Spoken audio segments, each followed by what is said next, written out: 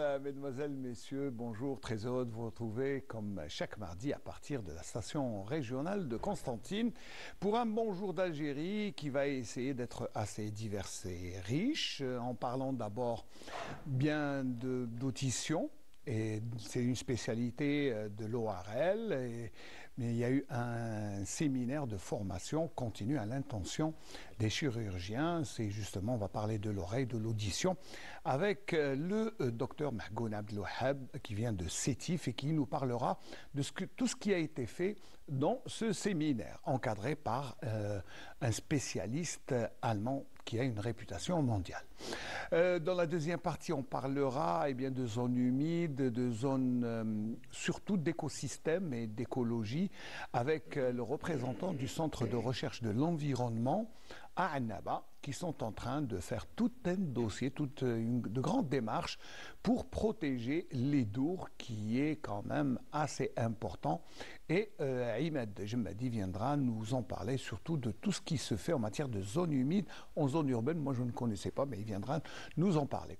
Dans la dernière partie, on rendra hommage à l'artisan, puisque samedi passé, c'était la journée nationale de l'artisan et de l'artisanat. Bouabello Esma qui a organisé une exposition avec les artisans de la région. Elle viendra nous expliquer le pourquoi de la chose et surtout comment s'est déroulé 2 jours d'exposition à la bibliothèque Moustapha Natour de Constantine. Voici le programme de ce bonjour d'Algérie complet. Petit tour aérien sur Constantine. Après, nous parlerons d'ORL d'abord. حين وصلت لمدينة الهوى عقلي طاير حين وصلت لمدينة الهوى عقلي طاير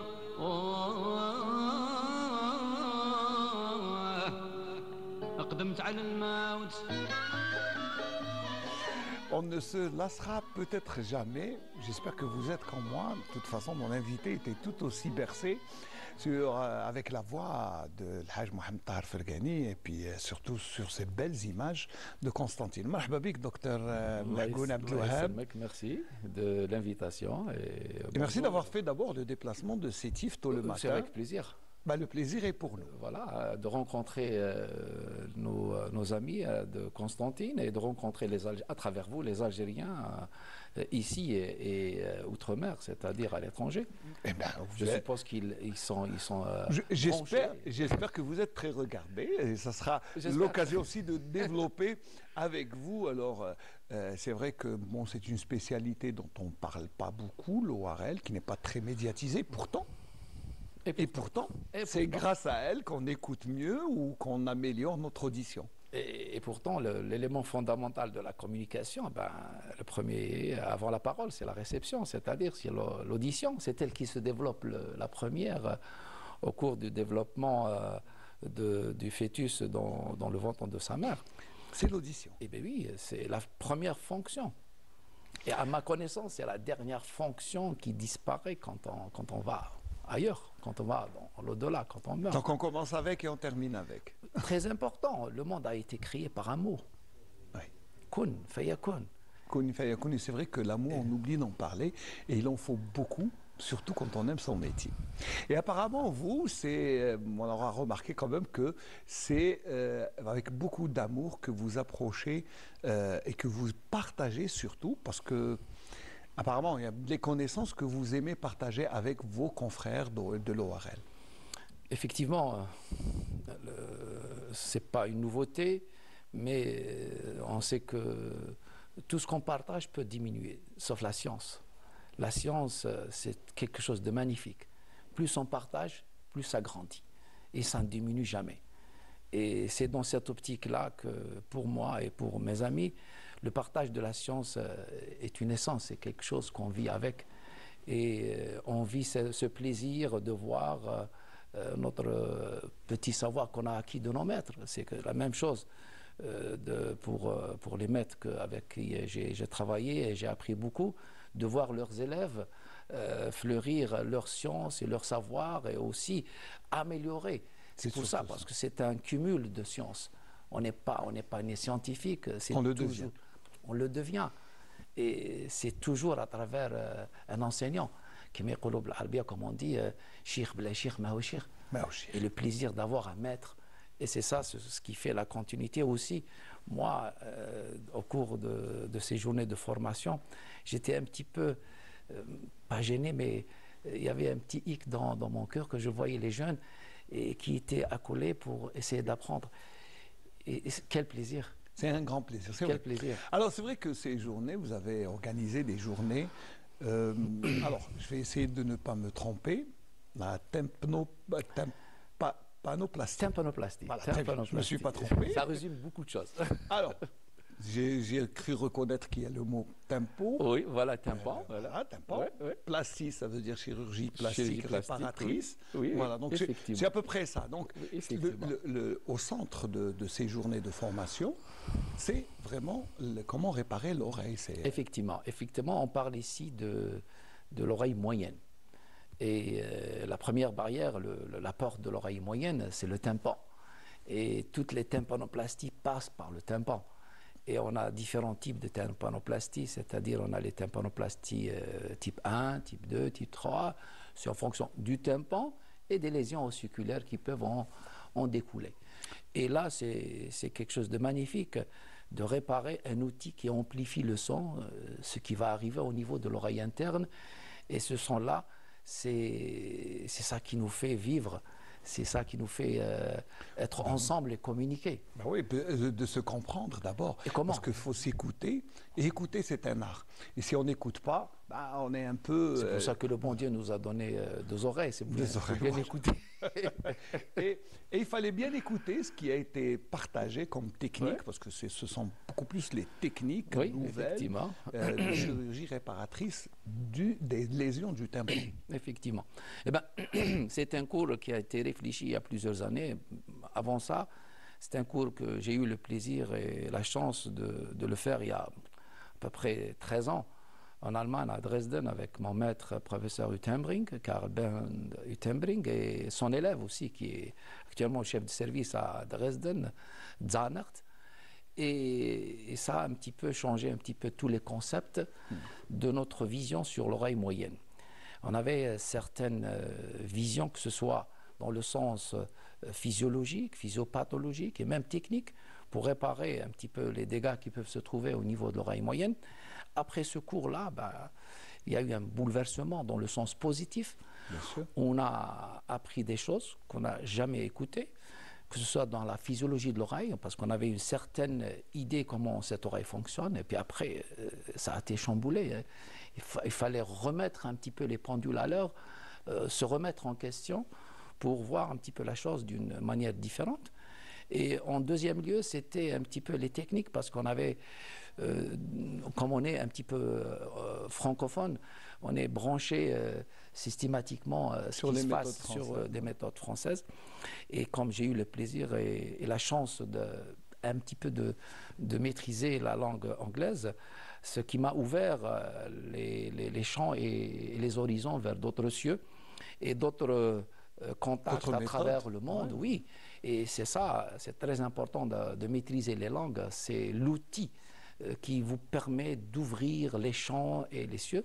Et ça m'a permis de contacter des patrons à travers le monde avec qui j'ai appris beaucoup, notamment mon patron, mon maître, mon mentor, le professeur Karl Bernd Utenbring d'Allemagne.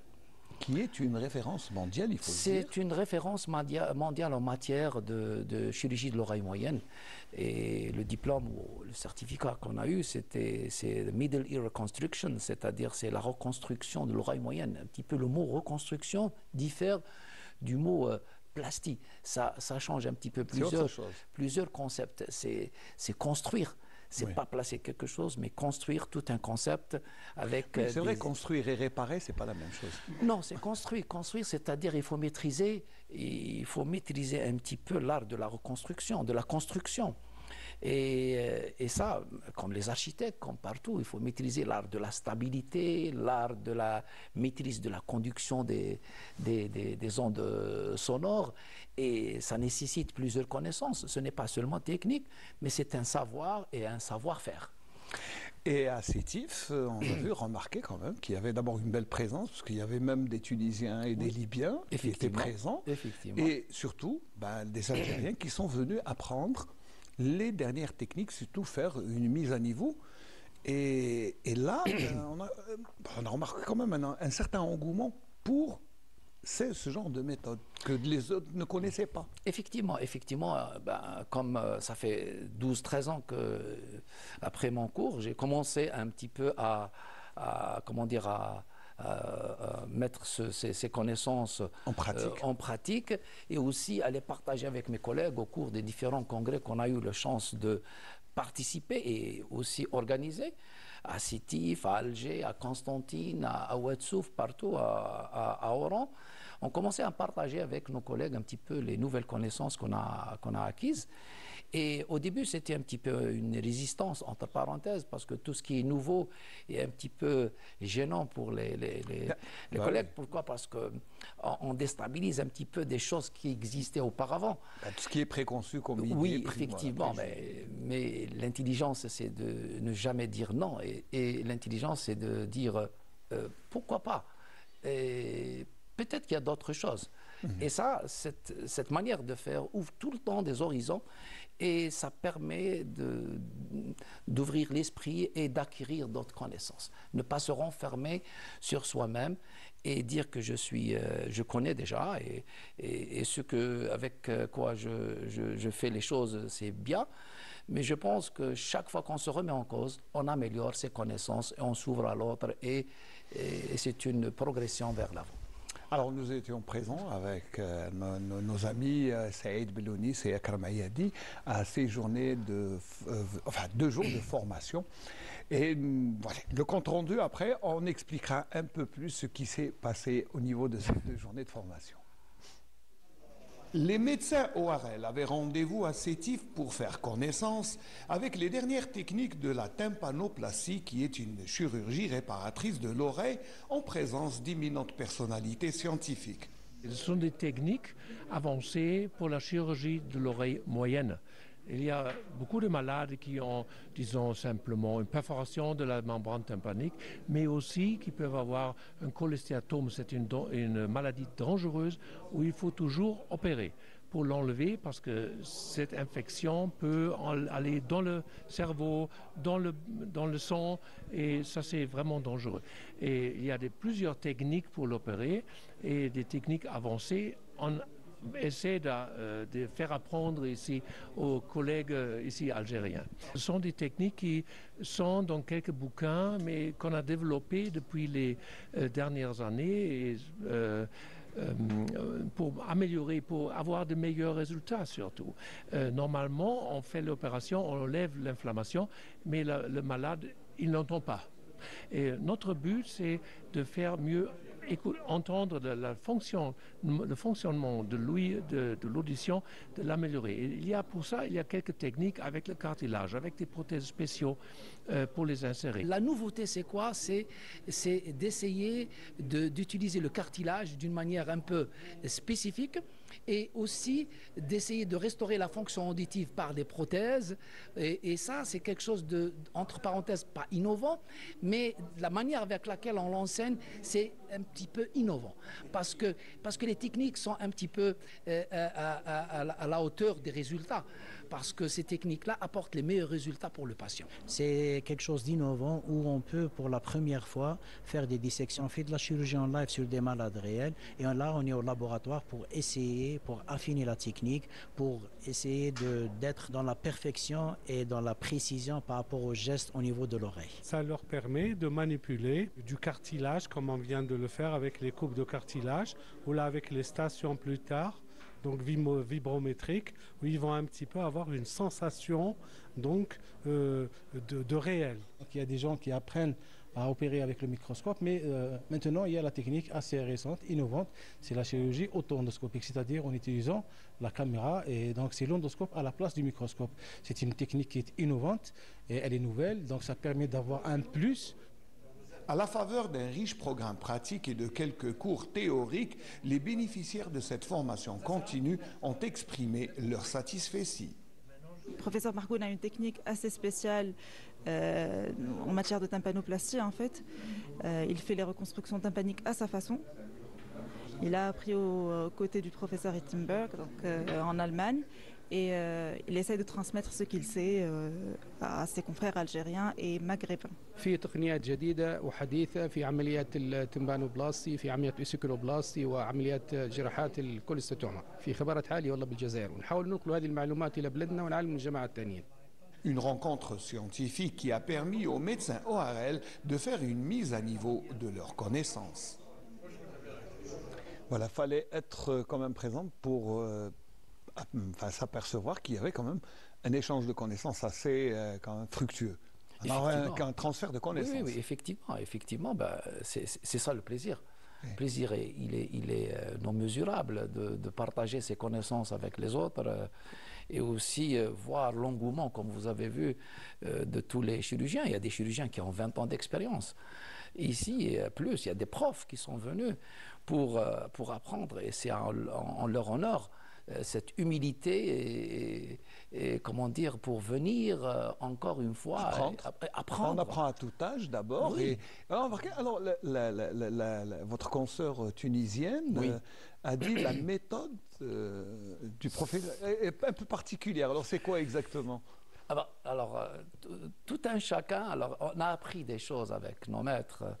Mais quand on a une pratique, c'est-à-dire qui est intense en matière de chirurgie otologique, ce qui est le cas en ce qui me concerne, au fur et à mesure, on voit les choses plus claires, on essaie de développer les choses.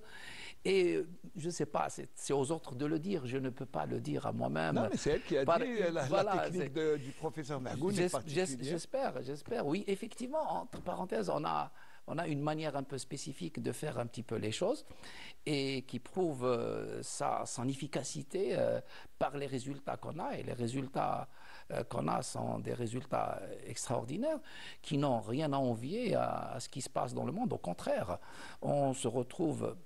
C'est-à-dire, je ne veux pas parler de ma personne, mais en tant qu'Algérien et la fierté d'être Algérien, l'Algérie n'a rien à envier à ça. Je ne parle pas de ma personne. De votre personne, mais de l'Algérie. Voilà. Je parle... Notre ami libyen parlait de compétences algériennes. Oui, effectivement. Qui sont indéniables. Effectivement.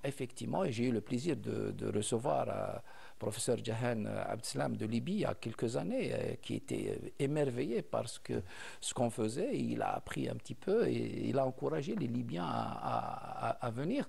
Et aussi les Tunisiens, parce que je rencontrais les Tunisiens dans différents congrès. Et quand on présente nos résultats, c'est des résultats qui peuvent être supérieurs à plusieurs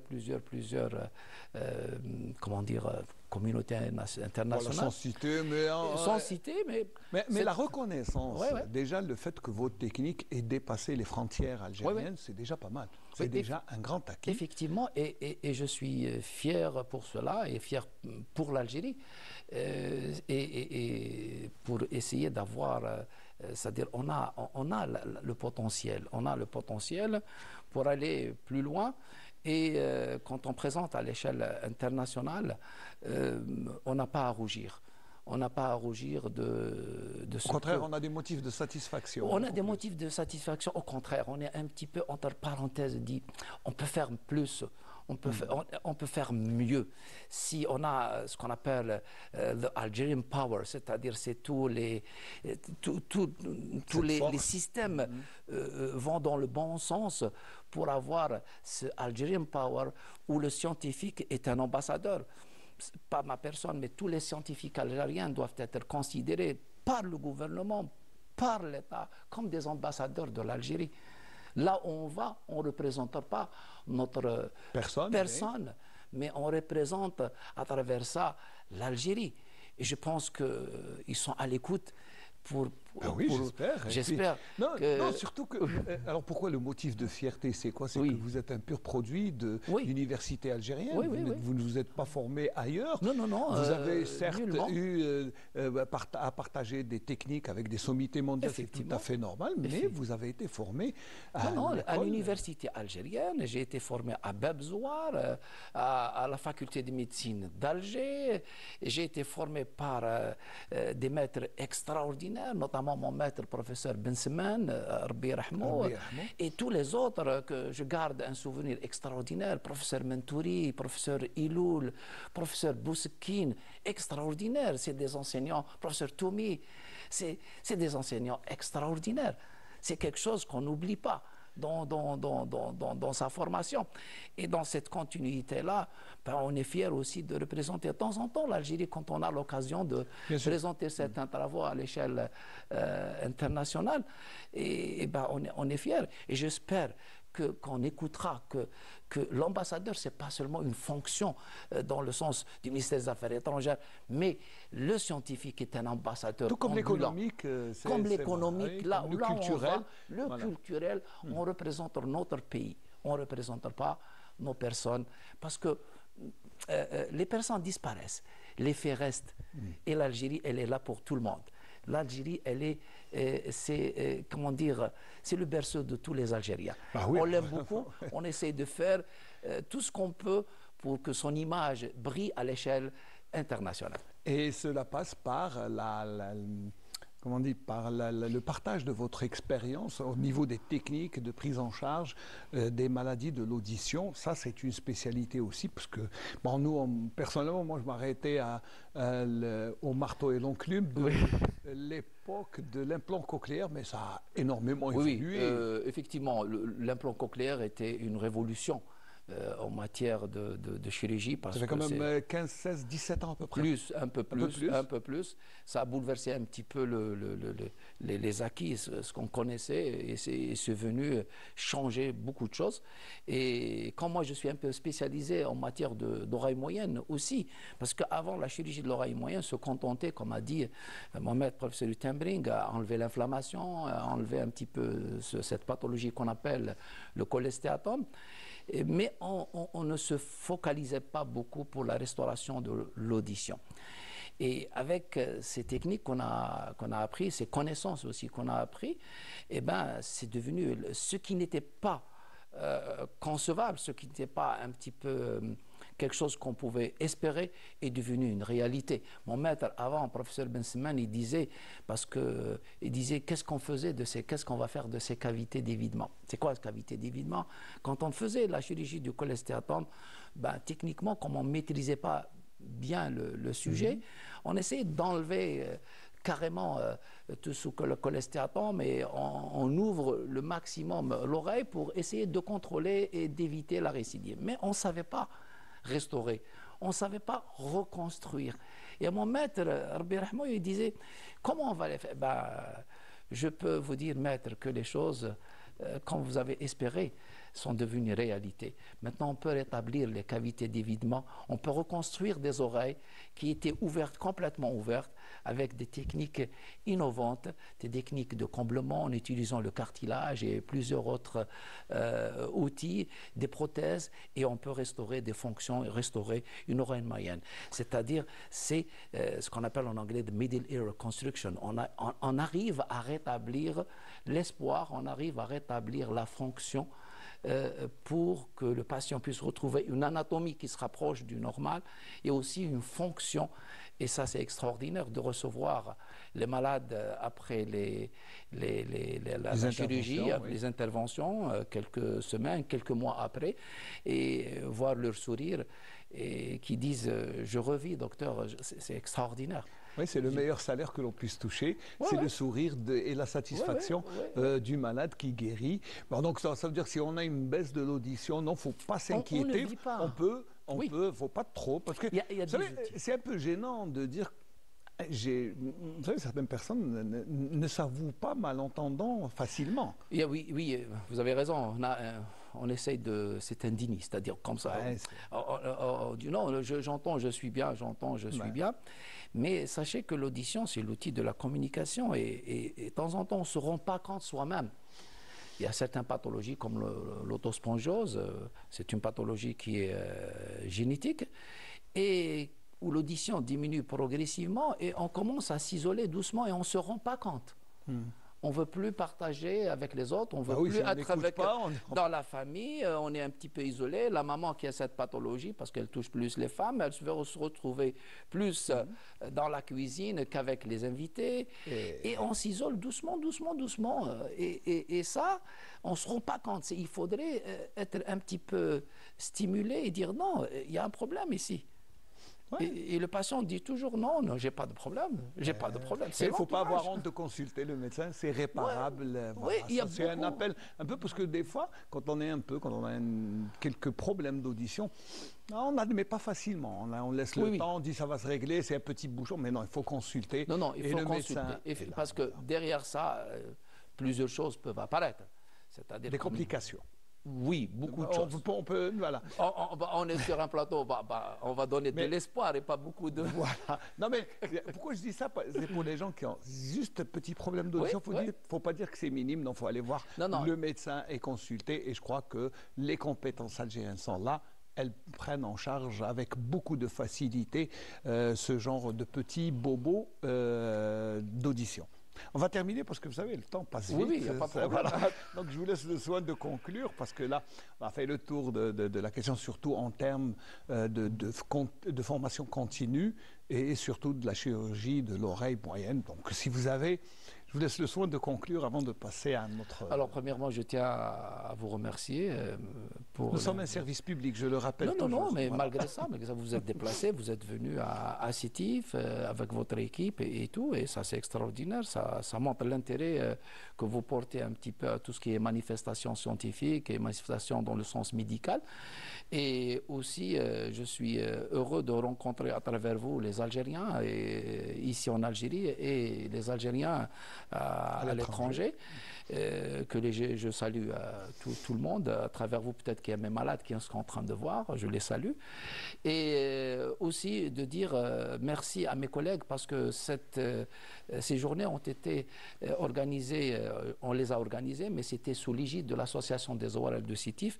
Et je tiens à remercier mes collègues, tous ceux qui m'ont aidé avec leur abnégation et leur soutien et travail acharné pour réussir.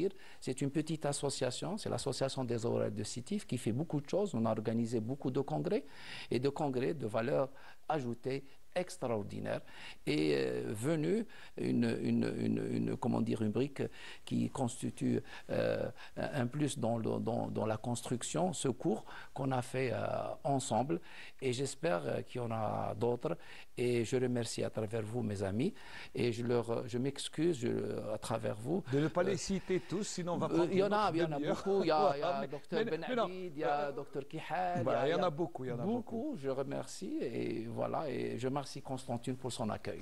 Eh bien, Constantine vous remercie d'abord de votre déplacement. Merci, professeur, de nous avoir éclairés ce matin et puis surtout de nous avoir donné un message d'espoir pour tous ceux qui ont des problèmes d'audition.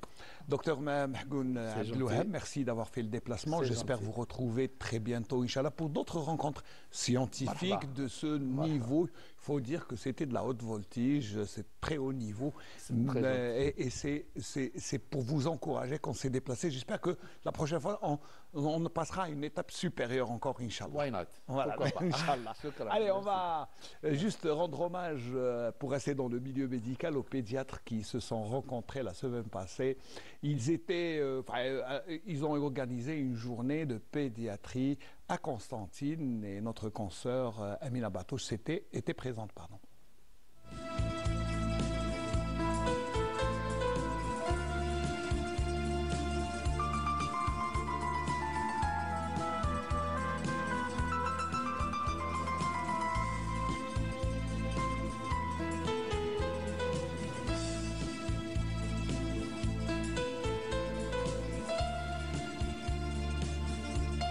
Aujourd'hui, nous sommes là pour la 15e journée annuelle de l'Association des pédiatres de Constantine.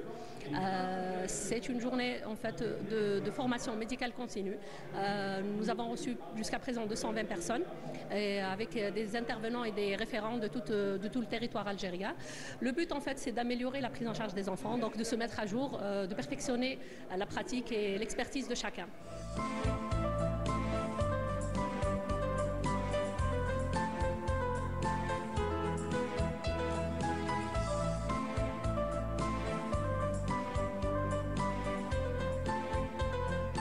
Je suis fier de participer à ce congrès des pédiatres de Constantine qui traite des sujets à impact social important. C'est les DSD, notamment l'hyperplasie congénitale décérébrale sous toutes ses formes, les maladies rhumatismales de l'enfant et des problèmes de pneumoallergologie. Ce sont des pathologies ou des maladies qui ont un impact social important, elles ont un impact sur les enfants et leur vie quotidienne, sur leur famille, sur leur poids économique lourd pour le pays. Et on assiste avec ces congrès qui se font de plus en plus avec des experts nationaux algériens à l'essor d'une médecine de haut niveau qui est diffusée chez tous les pédiatres et les généralistes qui permettent une prise en charge optimale de l'enfant, lui éviter toutes les répercussions sociales et sociétales et les répercussions économiques. Donc traiter le mieux avec le moins, c'est ça l'objectif de ces journées. Je conseille aux parents éventuellement vraiment de prendre en charge correctement leur enfant. Quand ils sont malades, ils vont consulter. Donc, quand il y a un problème chez un enfant, il faut absolument qu'ils les emmènent à la consultation. C'est la meilleure façon de dépister une maladie au stade précoce et pour la prendre en charge de manière efficace et efficiente, de façon à ce qu'il n'y ait pas de complications et de façon à ce que le traitement soit très adapté et au moment voulu, pour ne pas alourdir vraiment la prise en charge. Et on est très content parce que c'est vrai qu'avant, il y avait beaucoup d'experts internationaux, là on est entre nous.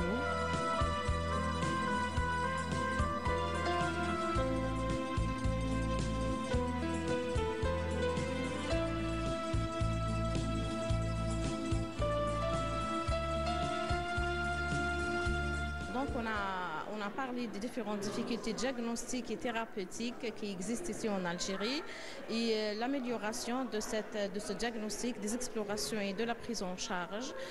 Maintenant, ça devient de plus en plus accessible et disponible quelques bilans donc pour faire un diagnostic et pour éviter une complication et un retard de prise en charge. Et puis on a insisté sur l'importance de la disponibilité de quelques molécules.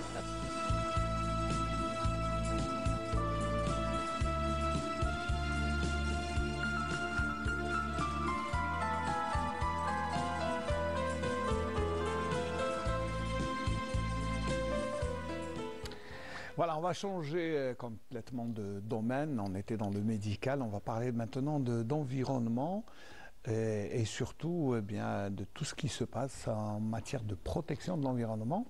Et nous allons recevoir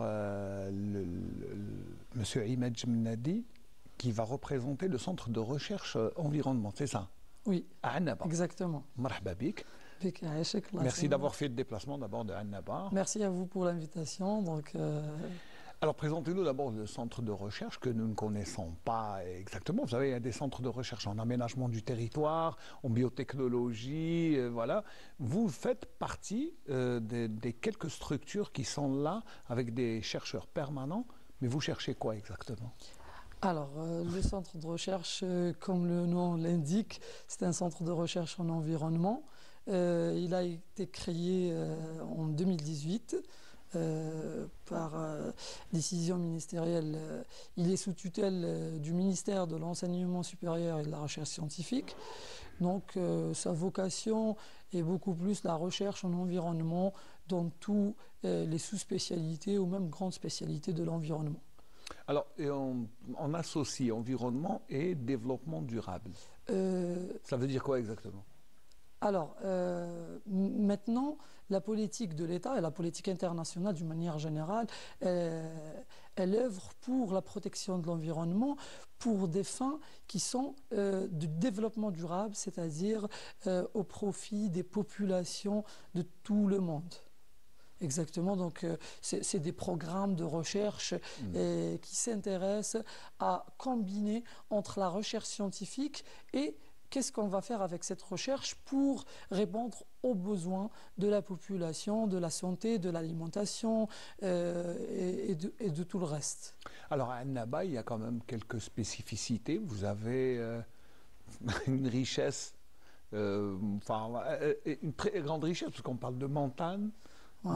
Du littoral. Du littoral, des zones humides, ça fait beaucoup. De la plaine. De la plaine, c'est tout ça, c'est tout votre environnement. Oui, c'est tout l'environnement, comme à Annaba, comme un peu partout. Par exemple, on peut citer beaucoup d'exemples d'habitats à travers donc le pays ou bien le monde, mais le centre de recherche, il est organisé d'une manière bien structurée avec des structures qui sont rattachées au centre de recherche, des divisions de recherche. Donc je peux citer par exemple les 4 divisions de recherche qui existent dans le centre de recherche en environnement, notamment la division biodiversité et environnement, la division environnement et santé, la division éco-gestion des déchets et environnement et la division de recherche modélisation pour le changement climatique et l'environnement. Donc ça englobe un peu de tout. Bon, et il y a aussi la possibilité d'ouvrir d'autres divisions de recherche qui s'intéressent à d'autres domaines, notamment parce que lors de la création du centre de recherche, il y avait un programme. Donc le programme, c'est de préserver, de développer, d'évaluer tout ce qui concerne l'environnement d'une manière générale. Alors, depuis quelque temps, vous êtes lancé comme objectif, c'est d'essayer d'œuvrer à la protection de l'Edour. Oui. Alors l'Edour, c'est pas une mince affaire, puisque c'est une chaîne montagneuse qui regroupe 2 wilayas pratiquement, mais c'est surtout les étendues que peut avoir cette grande forêt, cette chaîne montagneuse. Alors si on va parler du projet qui a été fait pour la protection des monts de l'Edour, donc déjà chronologiquement, c'est une proposition qui remonte à 1913, donc du coup c'est très ancien, pour classer les monts de l'Edour, parce que c'est généralement comme d'autres peut-être zones côtières en Algérie, il a, ou même en Méditerranée d'une manière générale, il a le caractère spécifique de presqu'île.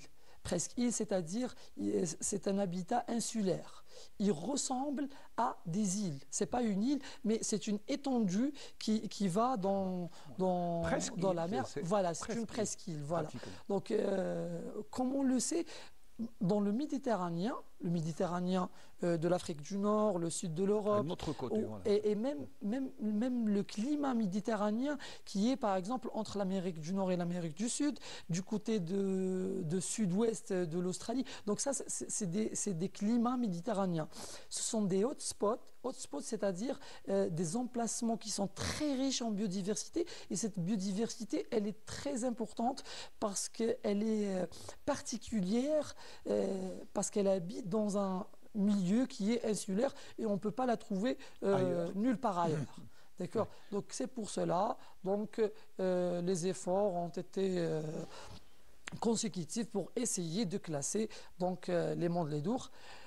Par la suite donc après la création du centre de recherche en environnement, le staff de la direction et avec la division biodiversité et environnement, ils ont valorisé la chose pour reproposer donc la classification, le classement plutôt des monts de l'Edour comme un aire protégé par la loi algérienne. C'est ça qui est important, c'est d'abord on protège au niveau local avant de protéger au niveau mondial. Voilà, exactement. Ça peut être le contraire. Pourquoi? Parce que parfois, les organisations internationales, si on fait par exemple une étude bien ficelée, articulée sur quelque chose pour classer, donc le classement, il est symbolique, c'est-à-dire, par exemple, où il donne un label à cet emplacement, cet habitat, voilà, une étiquette, pour, même pour une espèce. Mais par la suite, le classement national, c'est un classement qui est basé sur des études, des différentes études dans différents domaines pour répondre aux besoins de la population vis-à-vis le développement durable, l'économie du pays et la recherche. Alors on va faire un petit tour à Annaba pour voir de visu, parce que là on parle un peu, ça paraît un peu théorique, mais en image, je crois que c'est mieux à voir, et avec vos confrères, notamment Tayar Roulam et les deux autres, j'ai oublié, le docteur... Docteur Ali Beshker et docteur Draidi Khalil. Très bien. Alors on les a interviewés pour voir exactement, et ils vont nous donner un peu plus d'explications sur chaque spécificité pour justement protéger tout cet environnement.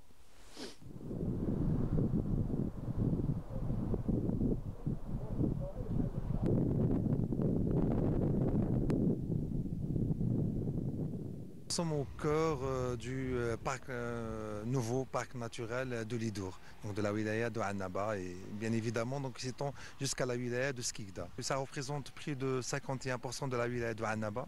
Exactement, on est à peu près à 61 800 hectares donc, sur la wilaya de Annaba, et à peu près 9 400 à peu près sur la commune de Marsa, rattachée à la wilaya de Skikda. Donc l'étendue globale, il y a à peu près aux alentours bien évidemment de 72 000 hectares qui est justement le parc naturel de Lidouk. Le parc naturel est une première en Algérie, et il s'agit aussi donc d'un parc naturel non seulement terrestre mais aussi marin. Et aussi, donc, il comprend également une zone humide, donc celle de Fezara. Donc, pour la première fois en Algérie, on classe non seulement l'air terrestre, mais aussi l'air marin et bien sûr celui des zones humides. Nous avons en fait tous les différents paysages qui constituent justement une forêt méditerranéenne, en passant bien évidemment par les maquis bas, les maquis moyens, et jusqu'en arrivant à la strate arborée, donc les forêts denses. À titre d'exemple, plutôt bien principalement donc les forêts donc de chênes Kersus-Sibert, c'est-à-dire les chênes lièges, et une forêt assez importante de chênes zen. Les monts de Lidouk sont désormais protégés d'abord au niveau local, donc par décret de M. Louali. Ça date donc très récemment, et justement vous avez maintenant donc un panneau signalétique, le panneau réalisé par nos soins, donc par un travail des chercheurs, et c'est très symbolique pour nous le fait de placer justement un panneau signalétique indiquant ce rêve qui se réalise, le parc naturel de Lidouk. Puis ça va impliquer forcément une protection, ça va engendrer finalement un organisme d'abord, un organisme qui est dédié complètement à la sauvegarde et à la conservation de tout ce patrimoine, un patrimoine d'abord humain, culturel, mais principalement aussi biologique. Et puis voilà, et puis ça va conserver, ça va aider à conserver justement tout ce qui est ressources naturelles. Vous savez très bien qu'un parc est un outil, donc est un outil qui a fait ses preuves justement non seulement en Algérie mais dans le monde entier, où on peut justement protéger, mais le parc naturel il a cette particularité de non seulement se focaliser sur la préservation, la conservation, mais aussi sur s'ouvrir sur tout ce qui est développement durable. Le littoral de Annaba s'étend sur une étendue de 80 km, un peu plus. Il est caractérisé par une mosaïque d'habitats. Vous avez des herbiers à Posidonie, vous avez des grottes, et vous avez un caractère d'endémisme. Il y a plusieurs espèces. Vous avez notamment des espèces qui font sujet à une protection à l'échelle internationale, notamment vous avez le Mérou, vous avez des herbiers à Posidonie qui est considéré comme le poumon de la Méditerranée. Et ces herbiers sont considérés comme en fait une zone de protection et de reproduction pour maintes espèces de poissons, où ils accomplissent leur cycle de vie. Et il faut noter aussi que ces écosystèmes marins, notamment les écosystèmes aussi littoraux, je dirais les estuaires par exemple, les lagunes, ils produisent jusqu'à 38 jusqu'à 40% de tout ce qui est de la production alimentaire, de tout ce qui est production alimentaire internationale. Mais aussi, ils contribuent jusqu'à 5% du PIB mondial. Et donc, ce qui est vraiment considérable et un impact socio-économique à la fois et écologique. Le marais de Bouzdra, c'est un site qui est limité en superficie, mais qui est très important sur le plan biodiversité et surtout, principalement, sur le plan biodiversité de l'avifaune aquatique, les oiseaux aquatiques. Il contient 42 espèces d'oiseaux aquatiques. Parmi les 42 espèces d'oiseaux aquatiques, il contient 5 espèces importantes selon le classement de la liste rouge, l'UICN. Parmi ces espèces, on a principalement les rismatures à tête blanche, le feligule néroca, le feligule méloin, la sarcelle marbrée et l'ovano UP. Actuellement, depuis 2023, le centre de recherche en environnement il a pu classer le site autant que site important pour les oiseaux, pour la conservation des oiseaux, les zones éco, en collaboration avec BirdLife International, après une publication scientifique qui a montré l'importance de ce site. On a une espèce qui est en danger, qui est limitée en nombre à l'échelle mondiale. Malheureusement, ce site il souffre d'une agression énorme, d'une pression énorme. À titre d'exemple, c'est le remblaiement, les bidonvilles, une zone industrielle, et il a perdu environ 50% de sa superficie initiale.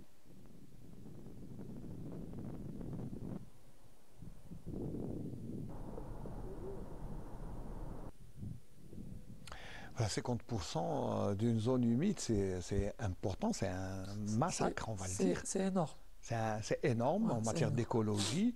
Alors, c'est pour mieux percevoir et pour mieux faire comprendre, c'est que cette zone humide, c'est rare, elle est en pleine zone urbaine. Exactement. C'est inhabituel. Oui. D'habitude, les zones humides, c'est en dehors, comme à El-Qala, à Tarf, la wilaya où il y a le lac des oiseaux. Il y a beaucoup de zones humides qui sont protégées à l'échelle internationale. Mais là, c'est au milieu. Et puis, c'est vrai, il y a une agression urbaine. Beaucoup de gens vivent. Et là, ça fait partir les oiseaux. Oui, exactement, malheureusement.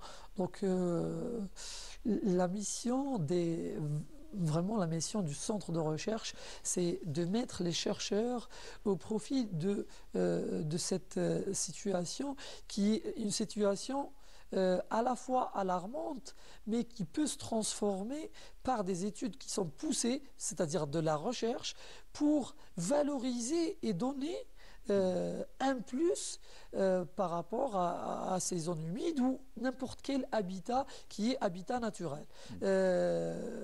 On peut citer par exemple pour les zones humides qu'il s'agit d'habitats qui sont protégés à l'échelle internationale. Oui. On a la convention par exemple de Ramsar qui traite les zones humides. Pourquoi? Parce que ce sont des zones premièrement qui peuvent anticiper les risques majeurs d'inondation. Parce qu'ils ont le rôle d'éponge. Il absorbe l'eau et il les stocke dans la nappe souterraine.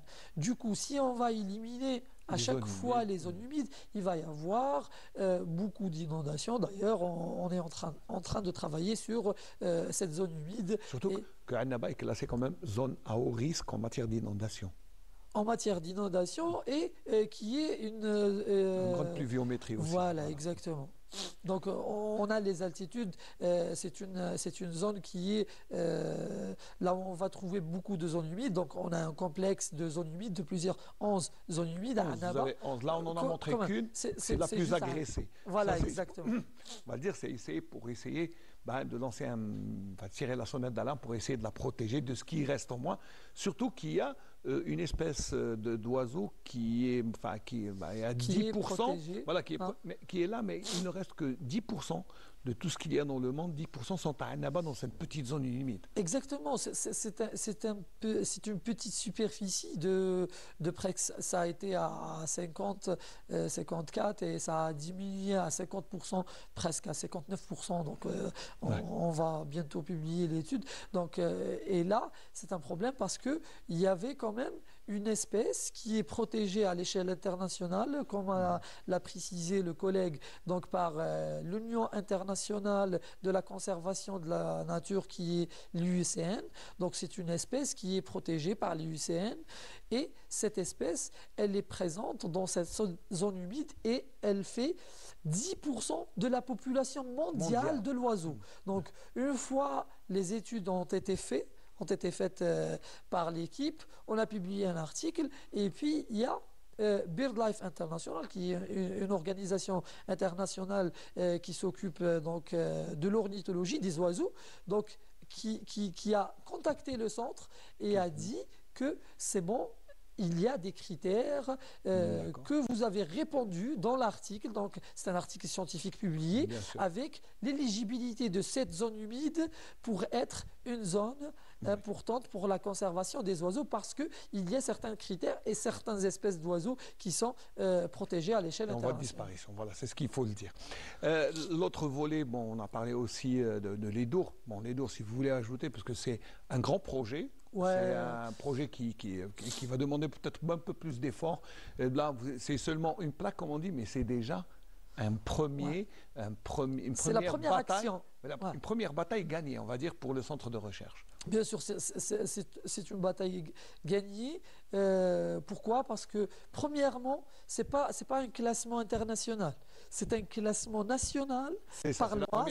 C'est la loi 1102 qui propose plusieurs aires protégées et la plus importante, c'est un parc naturel et non pas un parc national. Parce que ici en Algérie, on a 6 parcs naturels et je pense aussi 5 parcs culturels, si je ne dis pas de bêtises. Donc pour ne pas, on ne peut pas vous contredire, de toute façon, on n'a pas les chiffres. Donc, mais c'est la première fois qu'on classe une zone avec la loi 1102 qui traite les aires protégées en Algérie. On a par exemple les parcs citadins, on a les parcs nationaux, mais les parcs nationaux, là c'est un parc naturel. Pourquoi? Parce que l'Edour, c'est très important, je l'ai précisé tout à l'heure, parce qu'il y a une diversité très importante, une diversité d'habitats. Donc, c'est des habitats méditerranéens, des garrigues, des maquis, des maquis hauts, des maquis bas. On y trouve le chêne-liège, des formations de chêne zen, des formations mixtes de chêne-liège et chêne zen. On trouve du pin et on trouve beaucoup de sous-bois. Donc, c'est très diversifié en termes d'habitat. Deuxièmement, c'est très diversifié aussi en termes floristiques. Donc, on a à peu près 637 espèces floristiques de végétales. Donc, et ça représente 20% de la flore nationale. C'est quand même très important. Oui. Et puis, on a aussi la diversité faunistique, donc avec 253 espèces de grande faune. On n'a pas comptabilisé la petite faune, la faune microscopique, les insectes et ainsi de suite. Ça, c'est très énorme pour le faire.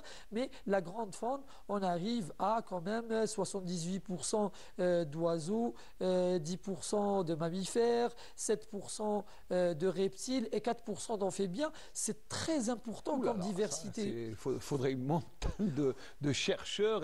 C'est vrai que là, c'est bien de souligner l'importance de ce parc naturel. Il faut dire naturel. Oui. C'est une faveur divine et c'est bien de le protéger. Voilà. On arrive un peu à la fin parce qu'on n'a pas écumé notre temps. Mais allez, j'ai un mot de fin parce que là, je vais d'abord remercier Madame Bouslama Zied qui nous a ouvert les portes du centre de recherche et puis votre équipe de recherche qui nous a aidés, mais je pense que c'est un premier pas. On aura l'occasion de revenir avec vous sur d'autres, parce que apparemment c'est très très intéressant ce que vous faites. Un dernier mot avant de nous quitter?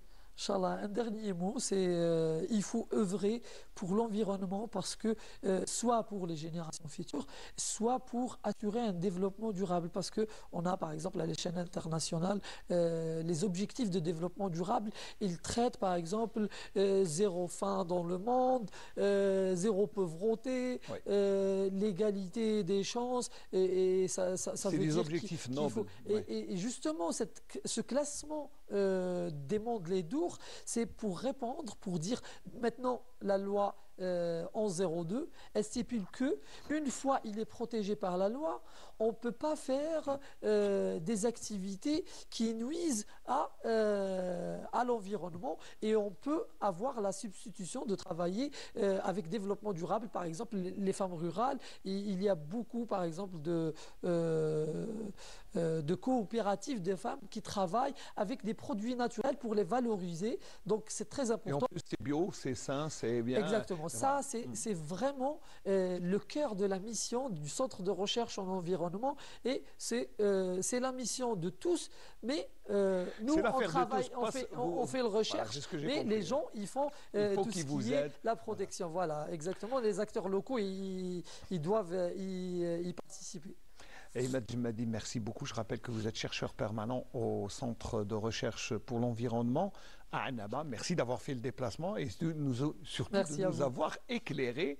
Et je crois que vous avez gagné un nouveau partenaire avec vous. Nous serons toujours à vos côtés pour essayer, bien sûr, d'éclairer les citoyens sur l'importance de préserver la biodiversité qu'il y a. Et alhamdoulilah, Dieu merci, nous avons une très belle richesse, une grande richesse qui ne peut pas être énumérée, je crois, en un plateau d'une demi-heure. Je pense qu'il en faudrait un peu plus. Exactement. Voilà, merci Ahmed. Nos salutations à toute l'équipe de recherche. On va juste transiter par le salon de l'exportation qui s'est tenu la semaine passée à Constantine pour recevoir Bouabello Esma qui nous parlera d'artisanat.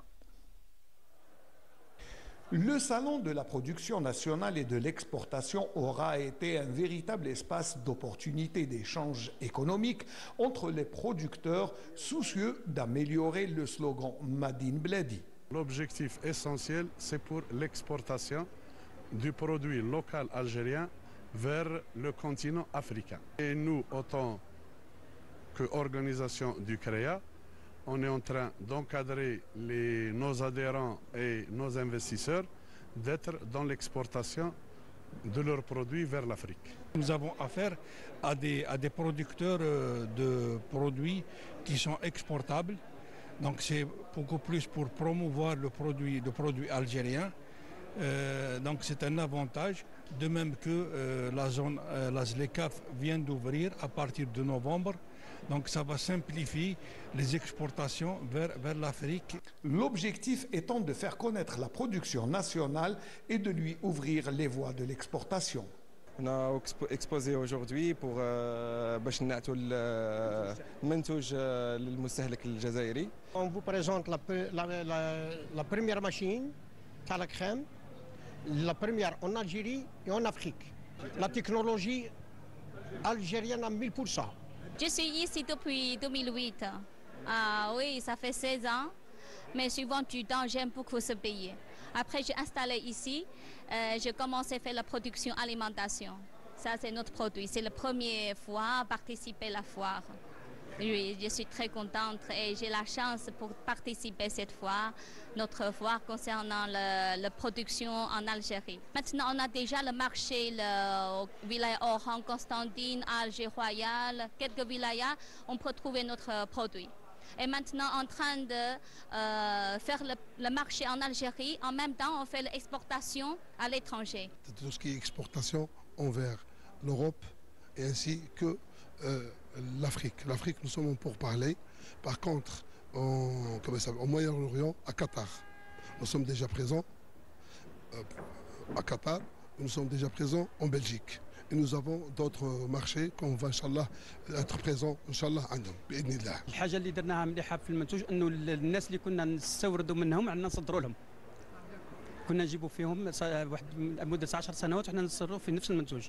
في الوقت الحالي احنا حبسنا الاستيراد تاع المنتوج هذا وعندنا نصدروا لنفس الشركة اللي كانت تبيع لنا. سي اون اوروب والحمد لله عندنا واحد الشهر 3 شهور تحصلنا على سيرتيفيكا ايزو العالميه. هذه تمثل الجوده لا كاليتي دو برودوي مصرف به ان لابو عطانا ليزو اونتي ديرابون اون سبيرمي ونقدروا نصدروا المنتوج تاعنا لاوروبا. حاليا ايضا نقوموا بتصدير المنتوجات لثلاث بلدان اللي هي تونس وليبيا وموريتانيا، وعن قريب راح نفتحوا اسواق جديده. L'occasion fut également saisie par de jeunes innovateurs membres de l'incubateur universitaire pour présenter leur projet. Notre projet, c'est fabrication des abaisse-langues à base du carton ou du papier blanc. Au lieu يخدموهم le bois, احنا نخدموهم le carton ou le papier blanc. Le salon gagnerait à devenir un rendez-vous au moins annuel.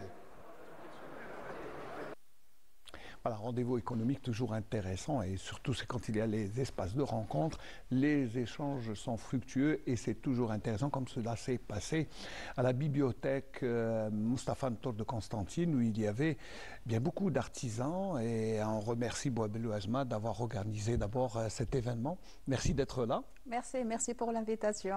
C'est la moindre des choses mais vous avez organisé quand même. Vous voulez marquer la journée de l'artisan par cet événement qui était une exposition.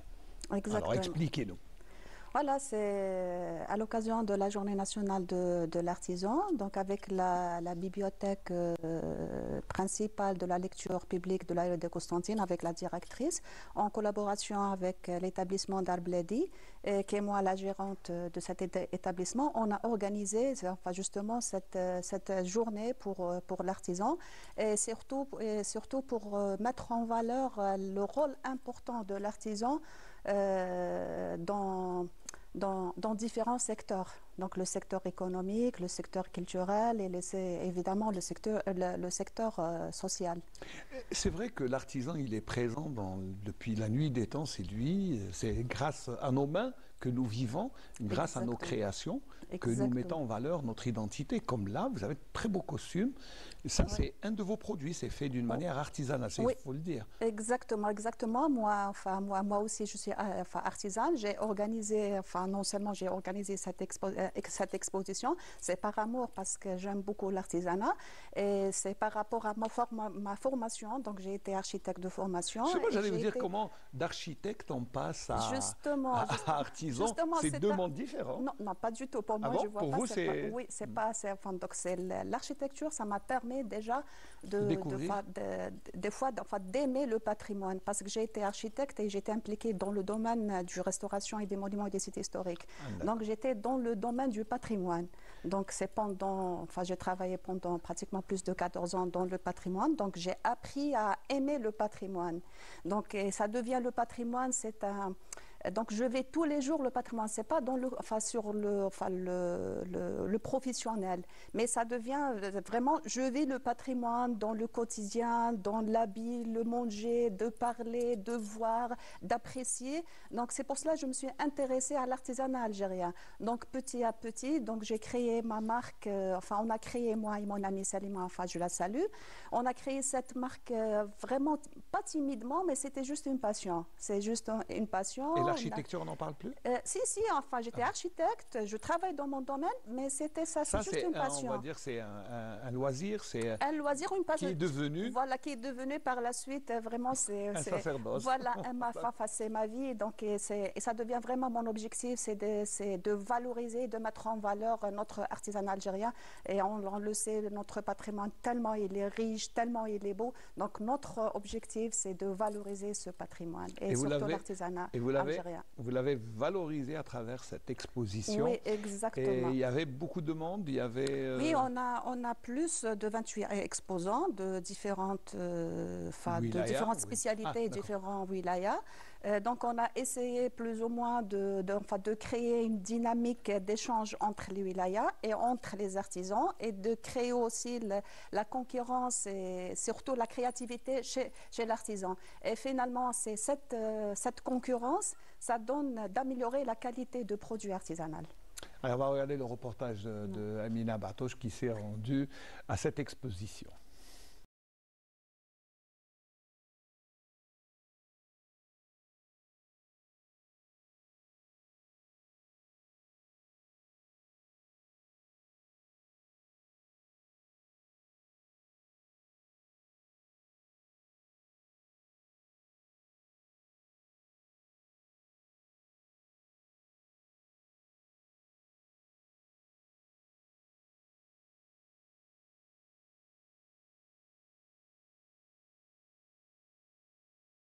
C'est une journée qu'on célèbre chaque année, mais cette année on a voulu lui donner une autre ampleur. On a voulu associer le livre qui parle de l'art, de tout ce grand patrimoine que connaît l'Algérie à travers toutes les régions de ce grand pays.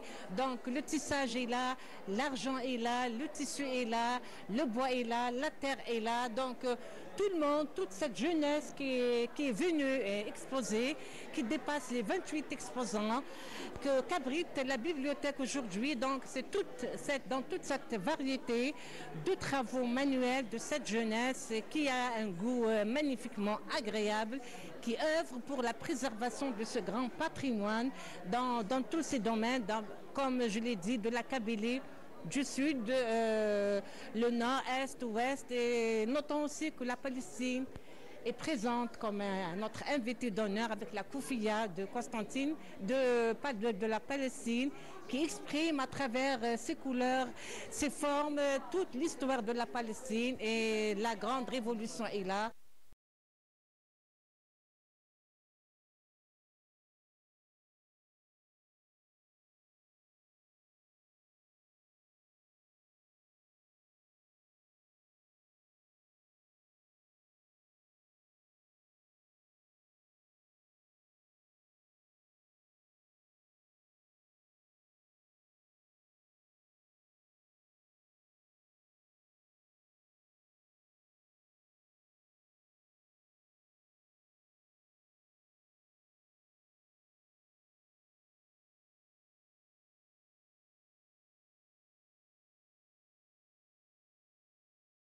Ça demande du temps et de la patience. Il y a de plus en plus d'enfants de filles qui veulent apprendre le crochet. Donc ce qui les attire beaucoup, c'est bien les poupées en crochet, c'est bien les petits trucs, des petites décorations au crochet. Entre le crochet et le livre, le lien, c'est que ce sont mes deux passions. Et je voulais faire des deux passions une seule passion avec les marque-pages qui sont faites au crochet. J'ai eu l'idée de faire des marque-pages et des animaux et d'écrire sur les animaux des petites histoires d'animaux, et tout ça c'est en poésie. Une exposition, c'est ma première fois, c'est ma première expérience. Ça fait قريب une année وانا نخدم في لي بوجي. Tu personnalises la bougie تاعك كيما تحبي, couleur, parfum, modèle, selon le goût تاعك. راني فرحانه اليوم باسكو درنا لو بروميير با. هذا وين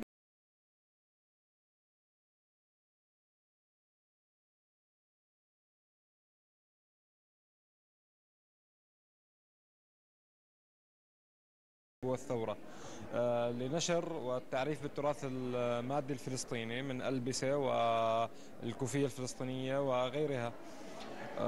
بغية الحفاظ على التراث الفلسطيني في مواجهة محاولات سرقة التراث من قبل العصابات الصهيونية ونشر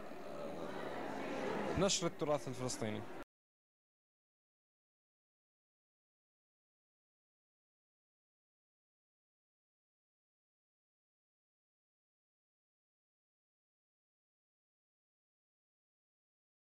الحولي في الشموع كاين تنوع بزاف في الحرف، كاين خدمه مليح يشجعوا هاد الحرف باه يكملوا ويخدموا. قاعد نشوف عجبني كلش ما قدرتش نخرج كاع نشوف ونصور حنا الموروث هذا الثقافي حنا جبت الوليدات ان شاء الله باش يتعرفوا على الثقافه تاعهم تاع بلادهم، التاريخ تاع بلادهم، كيف تطورت الالبسه عبر الازمنه. اللباس التقليدي والاكل التقليدي، الحلي التقليدي ايضا. عجبوني الشمع والاكل وكلش. شفت لي بيجو الفوق، شفت لو ميتي تيسي، تيساج بلا لين بلو كوطون، هذه لا برودري لو ترافاي سور شال، هادو سي مانيفيك، ثاني سي نو تراديسيون، سي على الكيف حوايج.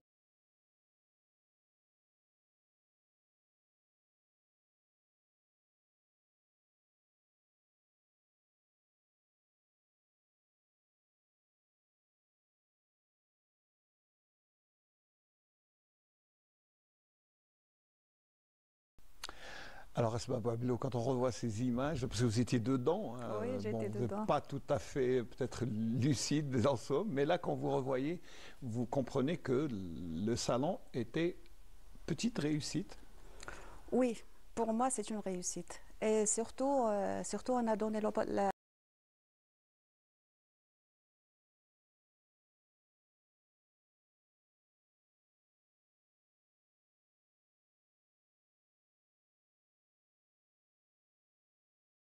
en valeur leurs compétences et en matière de préservation de notre produit artisanal dans toute sa diversité et sa richesse. Donc c'est là pour eux, c'est déjà et aussi de commercialiser leurs produits. C'est important. Oui, c'est important. C'est important, c'est pour encourager encore les artisans, c'est d'avancer et de donner encore le mieux. La plupart vivent de leur vente, de la vente de leurs produits. La plupart, non, c'est une seconde activité. Voilà. Mais la plupart, c'est la passion.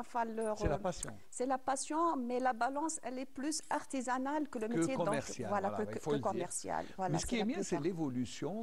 Et là, on a compris qu'il y avait il y a le besoin d'exprimer son identité. Exactement. C'est ce que j'ai remarqué à travers tout ce qui se fait. Exactement, exactement. Enfin, ça a été un choix. Donc, on a sélectionné déjà les artisans et on a sélectionné les produits. Ah, c'était pas ouvert à tout le monde. Non, c'est pas ouvert. Enfin, on a fait l'inscription, mais ça a été selon une sélection. Donc, on choisit, c'est toujours les artisans, là où ils trouvent l'identité algérienne, là où ils trouvent la conservation et la préservation de notre produit artisanal. C'est pour cela, donc, quand on voit les produits, on voit notre identité, une histoire, et quand on parle avec les artisans, chaque produit a de l'histoire.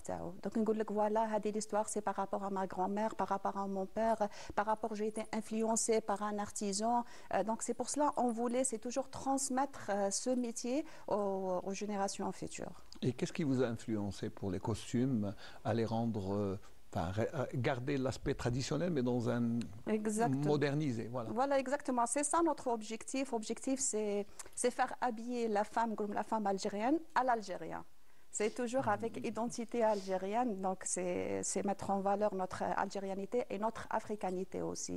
Ça c'est purement, le costume que vous portez, il est purement, c'est une nouveau création, c'est ça? Oui, c'est mes créations. Par exemple, là, c'est tout ce qui est la robe noire, c'est Georges Chaoui. Donc, j'enlève le haut, on voit, c'est la création Chaoui. Et là, c'est un peu, c'est le tissu du Sud.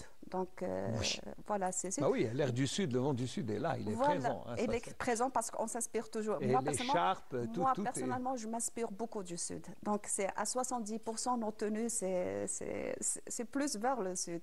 Parce que, oui.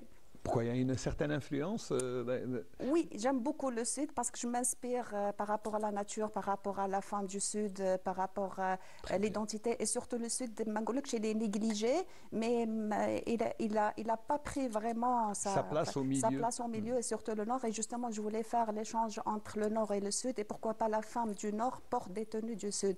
Et surtout, l'artisanat des bijoux. Les bijoux sont très bijoux. Et chaque bijou, chaque symbole, un message, vraiment une histoire. Pourquoi pas la femme algérienne du Nord porte des tenues du Sud avec fierté. Et on inverse et on échange parce que les bijoux sont beaux, le costume, les couleurs sont très belles. Les couleurs, c'est diversifié, ça fait vraiment algérien. Et là, c'est notre identité. Elle est comme ça, cette on est fiers d'être algérienne.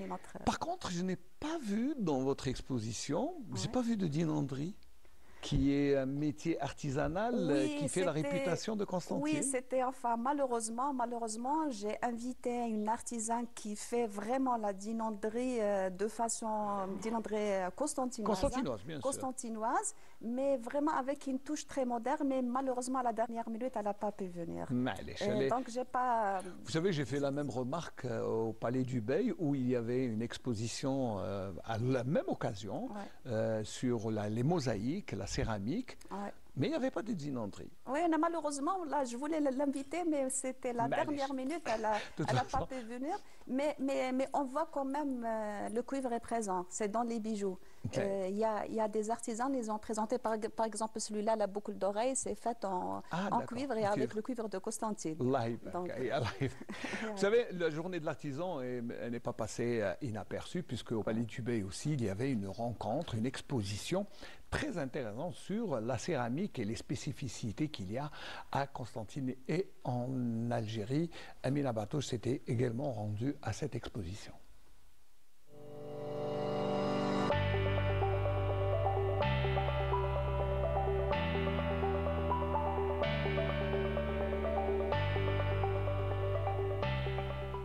Cet événement pour valoriser les métiers et les savoir-faire de Zellige algériens. Et nous avons, au Palais du Bey, nous avons plus de 47 000 pièces de céramique authentiques avec plusieurs types et avec plusieurs couleurs. Voilà, pour encourager beaucoup plus les artisans et les artisanes pour sauvegarder ce métier. والحق ما بقينا احنا تراث رانا الان في قصر احمد باي وين الاغلبيه تاع الزخارف تاعو من البلاط المزخرف الحمد لله. وهو الزليج هو ماده زليجه. هو كلمه الزليج هو ماده زليجه، هو الزجاج يغلفوه البلاطات يغلفوا فيه رسومات، والرسومات هو عباره عن زجاج والوان. الحمد لله الان رانا نتحكموا في كل تقنيات الزليج، والجانب الفني اللي هو واسع وكبير. ويعني في الحقيقه انا ديكوفري، احنا اكتشفنا باللي عندنا تراث كبير جدا، نماذج من زليج اللي موجود قبل الاندلس ب 200 سنه عندنا هنا في المعاضد، وتقنياته وعاودناه لهم وخدمناه لهم وراهم كما نقولوا فرحانين بهذه. وحنا اعتبرناها انطلاقه بان نخدموا الزليج المقطع بالطريقه تاع القرن الثاني عشر، وكذلك التقنيات الموجوده.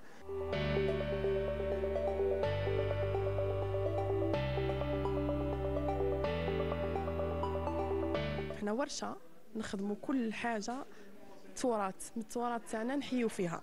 بيان سور الحاجه اللي تخص بالبلاط فسيفي سائي كما هذا الزلايج هو موجود عندنا من قديم الازل، من بكري. كاين في المنازل تاعنا القديمه كما هنا في قسنطينه رانا نخدموا في الزلايج هذا، سواء كما راكم تشوفوا في البلاطات كما هادو. هو فخار نجيبوا الطين نعجنوها نديروها في قوالب، نخرجوا منها لي موتيف اللي كيما هكا هندسيين مدقوقين في بعضهم، نديروا لهم لا كريستالين، هي اللي ماده لزجه اللي خرج منها اسم الزليج. هو سما واش معناتها زليج؟ انها لزجه، لان هذاك الزجاج واللمعه تاع هذيك اللي تخليها اسمها زليج. ونديروا لهم لي كولور. بيان سور كاين دي كولور من بكري نحيو فيهم ما نبدلوش، خلاص نمشيو مع القديم كما يقولوا. كاين حوايج نعصرنوهم شويه باش يمشيو كما هادو اللي راكم تشوفوا فيهم. نخدموا الهندسي ونخدموا الزخرفي، جميع حاجه مختص في الديسان، سواء الهندسي متمكنين من الهندسي ولا من الزخرفي كما راكم تشوفوا. مشاركه في هذه الورشه الحيه للاطفال، نراهم كم هم شغوفين بالعمل، حب الالوان، حركات الانامل والاصابع، دقه العمل. اختيار الألوان عبارة عن قطع ونماذج زخرفية هندسية ونباتية وأكثرها هندسية. طبعا للزليج معناها ندخلوهم في التراث العريق لكل ما هو تراث جزائري قسنطيني. هذا القطع التي توجد في بعض المساجد، توجد في المنازل، توجد في الأحياء، في مداخل المنازل العريقة.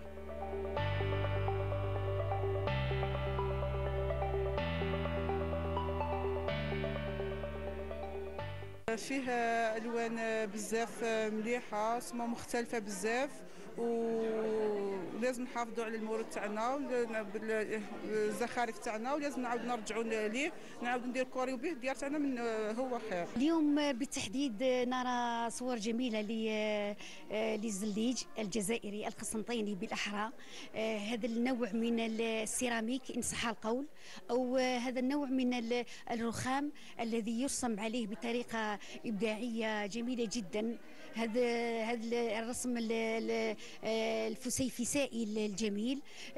هذا الزليج الذي تمتاز به مدينة قسنطينة من قديم الزمان في قصورها وفي مبانيها القديمة، كذلك هو اليوم يعود بزخم كبير وبحب كبير أيضا، لأن هذا الزليج ما زال راسخ.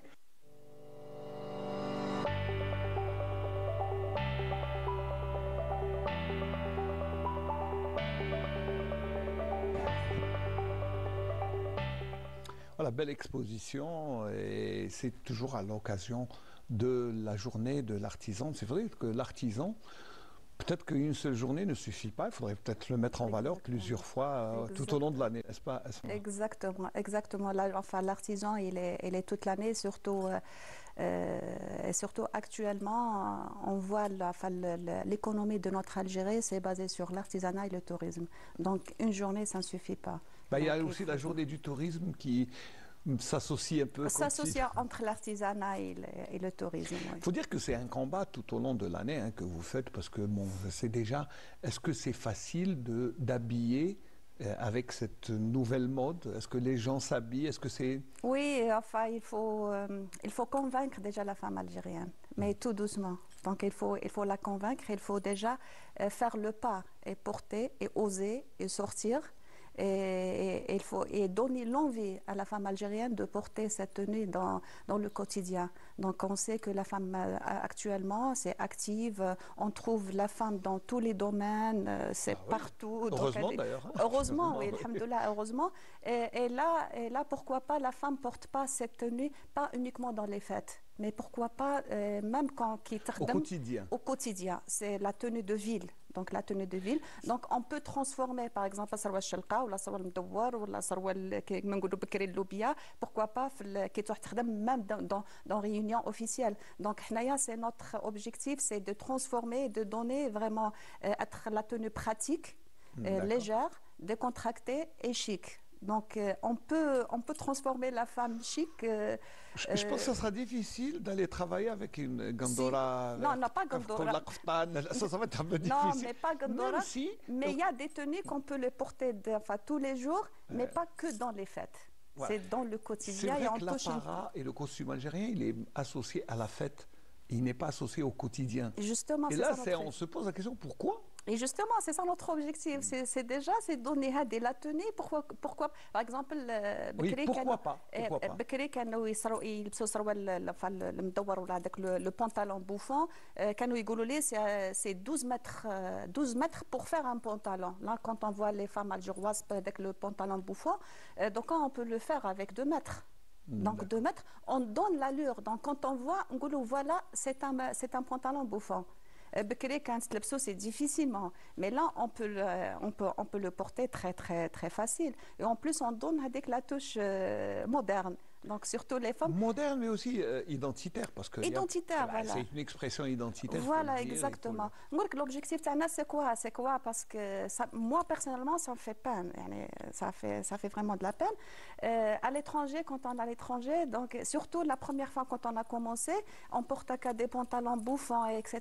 On dit ah vous êtes une Tunisienne, vous êtes marocaine. Mais non, notre patrimoine est plus riche que les Tunisiens avec tous mes respects. Mais c'est vrai que... Mais notre patrimoine est plus riche, il est très riche. La preuve, voilà, la richesse, on est tunisienne, on est algérienne. Ça donne vraiment envie, ça donne plus de volonté de faire connaître notre costume algérien. Et j'aimerais bien, quand on est à l'étranger, voilà, c'est algérien. C'est pas tunisien, c'est pas marocain.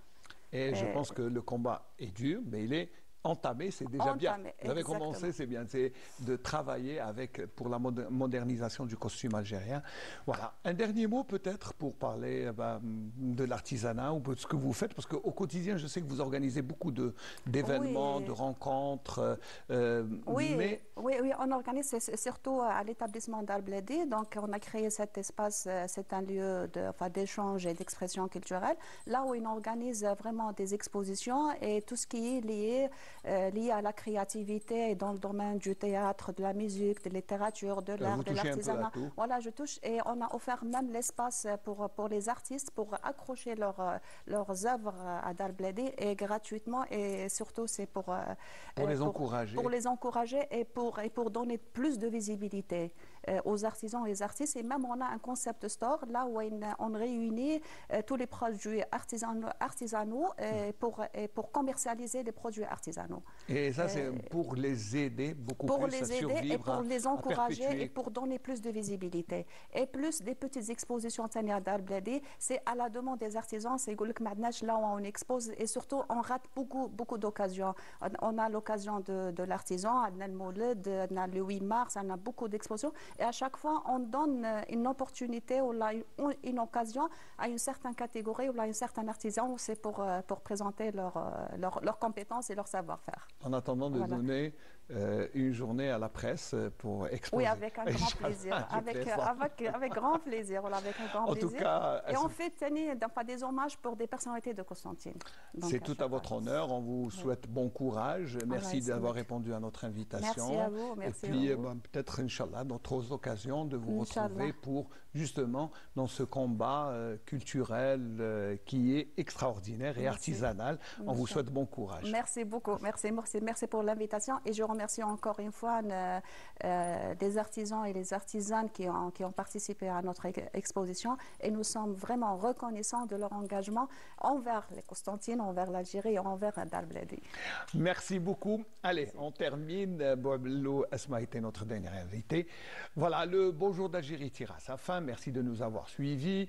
Je vais remercier toute l'équipe de la station régionale de Constantine, tous ceux qui ont travaillé de près ou de loin pour la réussite de ce Bonjour d'Algérie. La réalisation a été assurée par Nabil Yagoubi. Merci de nous retrouver, Inch'Allah, si Dieu le veut, mardi prochain, même heure, même endroit. À très bientôt.